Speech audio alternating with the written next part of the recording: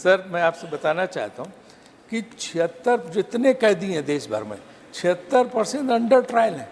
अदालत 4-4, 5-5 साल ले रही, कोई फैसला नहीं करती हैं। और अभी संजय किशन कौल ने, सुप्रीम कोर्ट्स के जो जज हैं, उन्होंने कहा कि भाई जो लोअर कोर्ट्स हैं, जो हाई कोर्ट्स हैं, जमानतें दें लोगों को। 4 साल बाद आप फ्री करते हो, क्विटल कर देते हो, उनको रिहा कर देते हो। 4 साल उनकी ज़िंदगी के बर्बाद हो गए। तो ये अंडर ट्रायल्स की समस्या इतनी बड़ी है जुडिशरी में, और जुडिशियल रिफॉर्म्स की ज़रूरत है। ऑनरेबल चेयरमैन साहब ने भी कई बार ये बात कही है।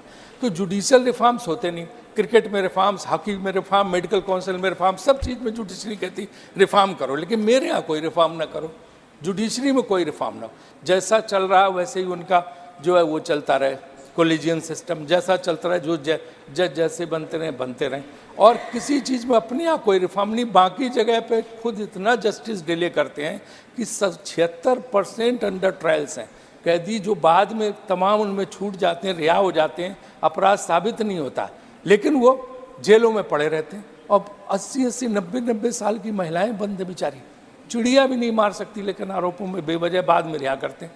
तो ये बहुत गंभीर समस्या है। मैं लॉ मिनिस्टर से, भारत सरकार से अनुरोध करूंगा कि इस समस्या का कोई निदान निकालें। और ये जो अंडर ट्रायल्स हैं, जिनका ट्रायल तो चल रहा है, लेकिन जो है वो डिले की वजह से जेलों में पड़े हुए हैं, इसका कोई रास्ता निकालें। धन्यवाद। कुछ प्रयोग पिछले 10 साल से हो रहे हैं, जिसमें पिछली सरकारों की चीज़ों को अंडू करने की कोशिश हो रही, उनको बदलने की कोशिश हो रही। हमारे मित्र सुशील मोदी जी सम्मानित अभी बात कर रहे थे कि चुनाव के नतीजों से, जो चिदम्बरम साहब की बात का जवाब दे रहे थे कि उन्होंने कहा था कि ग्राउंड पे नहीं दिख रहा, तो उन्होंने चुनाव के नतीजों का हवाला दिया। सुशील जी, चुनाव के नतीजे 5 साल पहले क्या थे? तीनों राज्य हम जीते थे, राजस्थान, मध्य प्रदेश, छत्तीसगढ़, और उसके बाद लोकसभा हार गए थे 5 महीने बाद। तो अगर उस दृष्टि से देखा जाए तो आपका ये तर्क कहीं बैठता नहीं है।